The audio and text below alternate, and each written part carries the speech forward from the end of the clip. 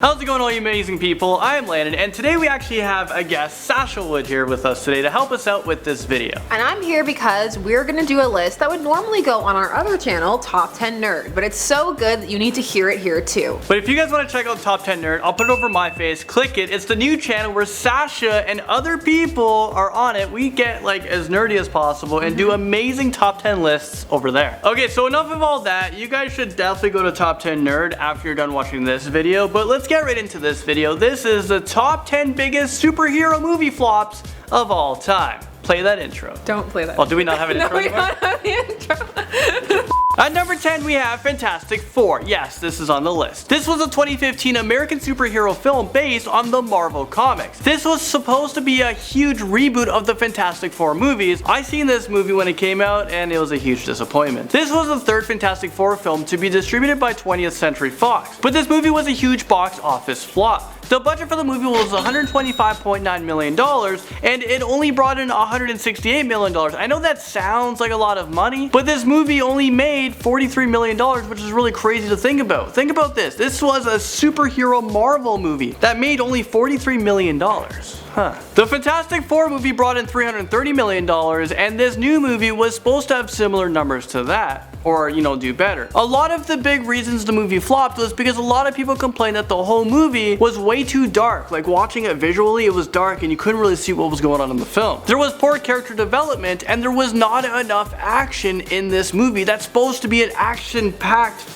filled movie. In at number 9 we have Supergirl, 1984 Supergirl. While current modern Supergirl may have found her footing with a hit TV show, Supergirl has often struggled to find a way out of Superman's shadow, and her 1984 film, entitled Supergirl, did nothing to help matters. Attempting to piggyback off the popular Superman film franchise starring Christopher Reeve, however this film ended up being very confusing, mostly because there are a lot of non-connected plot elements and entire storylines that were just dropped midway through, and a hero who just failed to make the same connection with the audience that Superman had. It also didn't help that Reeves was supposed to make a cameo appearance in the film that never ended up happening. Probably worse than being confusing, the film is pretty boring. Spin-off characters are a hard sell as solo acts in general, and Supergirl proved no exception. This film did not recoup its budget. At $35 million, it only grossed $14.3. Moving right along, into number 8 we have The Green Lantern. This movie came out back in 2011 and it starred Ryan Reynolds, so it had all the right pieces to the movie, to become very successful, but it was a huge box office bust. This Warner Brothers picture movie cost $200 million to produce and it only brought in $209 million,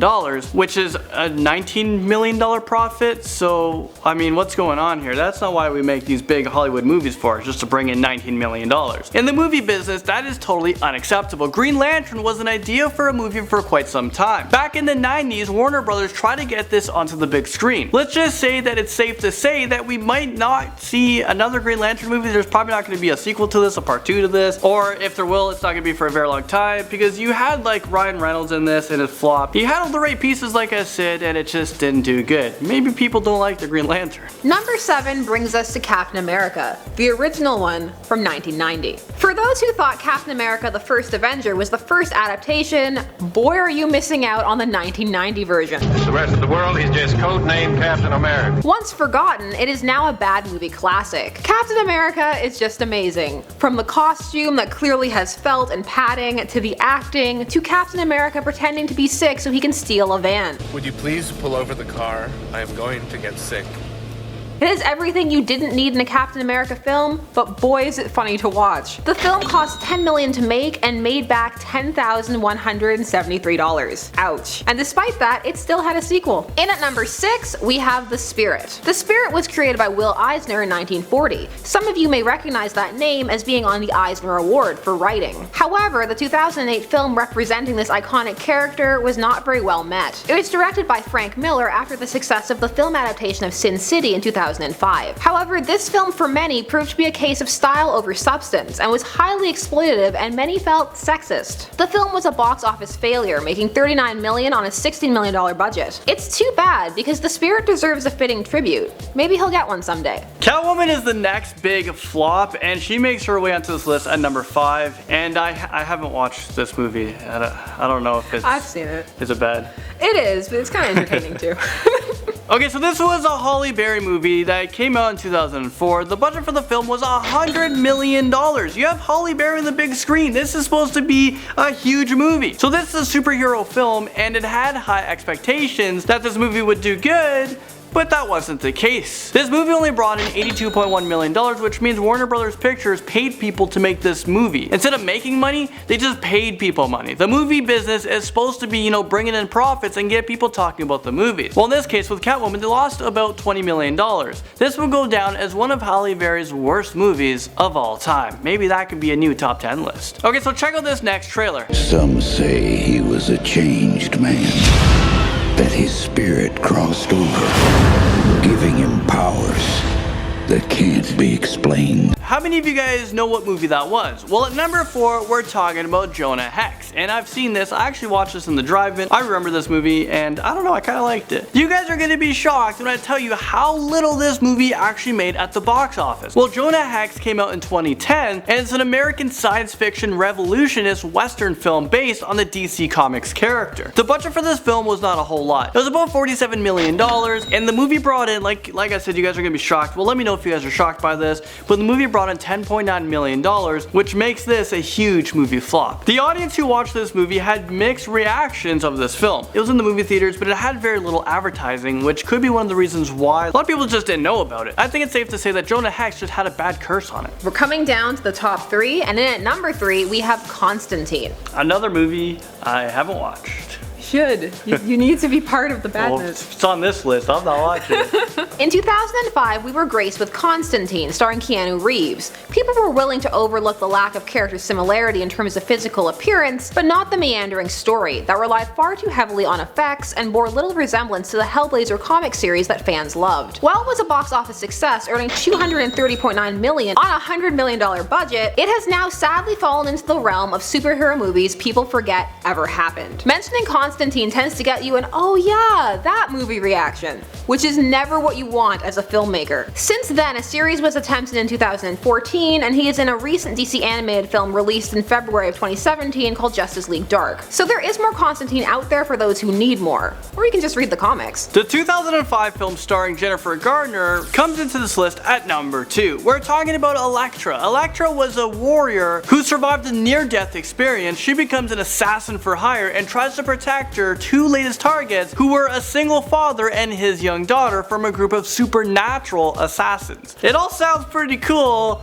but I don't know. Seems like an interesting idea for a movie, but it didn't go so well in theater. The budget for this film was $43 million, and the movie brought in $56 million, so not a lot put into it and a lot came out of it, I guess. Critics found the script and storyline lacking. This was a spin-off from Daredevil, and with that movie doing okay at the box office, there was high expectations for this film, and many people believe that it just didn't match up. So we've made it to number 1, and I bet a lot of you think you know what it is. You're all like, oh, Wolverine Origins, X-Men Origins, it has to be that, or Batman and Robin. Well, guess what? We're gonna go somewhere totally not mainstream. In at number 1, we have Blankman. This movie is obscure, and honestly, rightfully so.